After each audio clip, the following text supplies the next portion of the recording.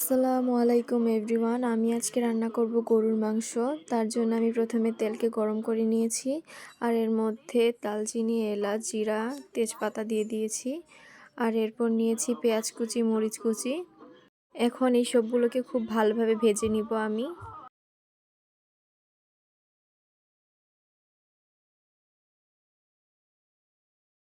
ভালোভাবে ভেজে নিব যেন একদম লাল লাল হয়ে যায় পেঁয়াজ আর মরিচ।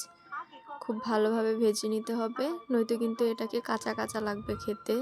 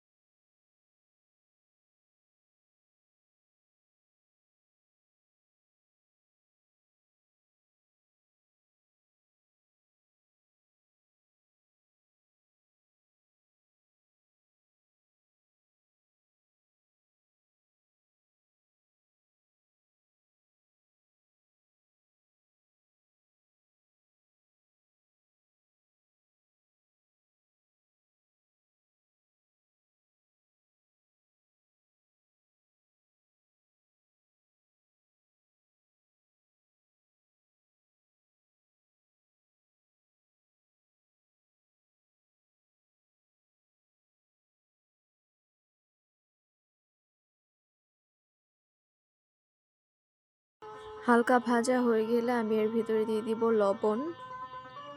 এটা আপনারা আপনাদের স্বাদ মতো দিবেন। আমি 2 চামচ পরিমাণ দিয়েছি। দিয়ে নেড়ে চেড়ে নিব।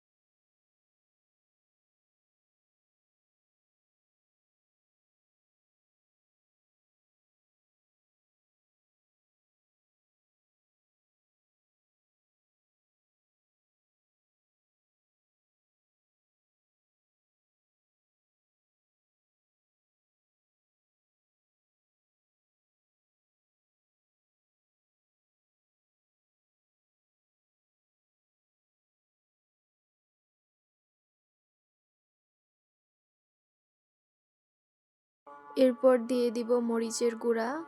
এটাও আপনারা আপনাদের স্বাদ মতো দিবেন। আমি ঝাল একটু বেশি খাই তাই বেশি পরিমাণে দিয়েছিলাম। এরপর দিয়ে দিব হলুদের গুঁড়া। এরপর দিব ধনিয়ার গুঁড়া।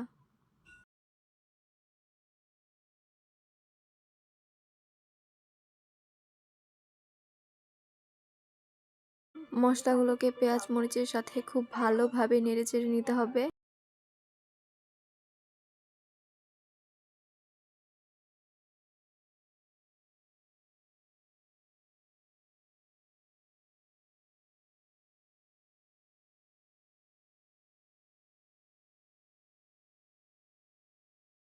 এরপর দিয়ে দিব আদা, রসুন আর পেঁয়াজ বাটা। এই সবগুলোর সাথে আমি পানি মিশিয়ে নিব। আর এরপর আমি এই সবগুলোকে খুব ভালোভাবে মিশিয়ে নিব।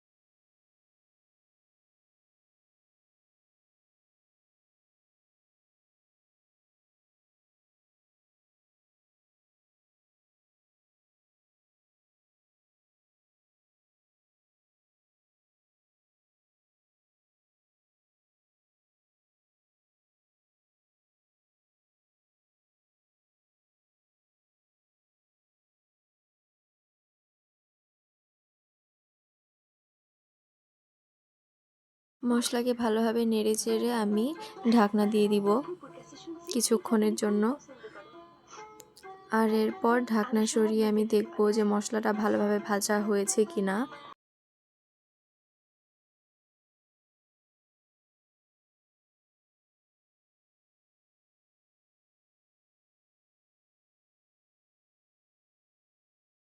মশলাগুলোকে ভাজা হয়ে গেলে আমি এর মধ্যে মাংস দিয়ে দিব।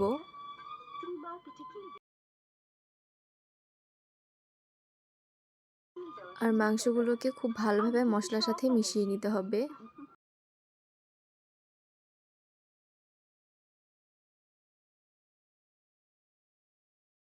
ভালোভাবে মিশিয়ে নিয়ে আমি ঢাকনাটা দিয়ে ঢেকে দিব। আর দেখুন 10 মিনিট পর কত সুন্দর একটা কালার এসেছে।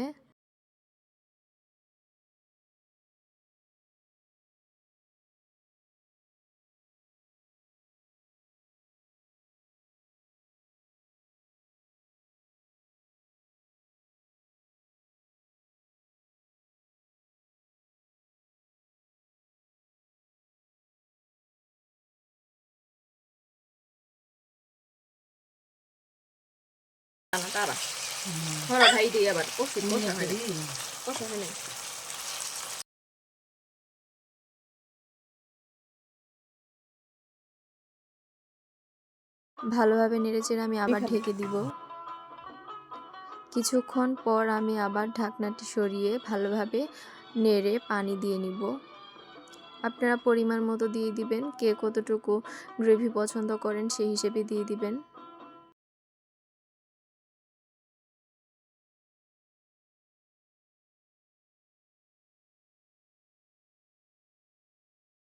ভালোভাবে নেড়েচেড়ে আবার ঢেকে দিব। এখানে আমি টমেটো কুচি দিয়েছি, আপনারা চাইলে এটাকে স্কিপ করতে পারেন। এরপর আমি 10 মিনিটের জন্য ঢেকে দিয়েছিলাম আর এই তো আমার রেসিপি রেডি। ভিডিওটি ভালো লাগলে সবাই আমাকে সাপোর্ট করবেন।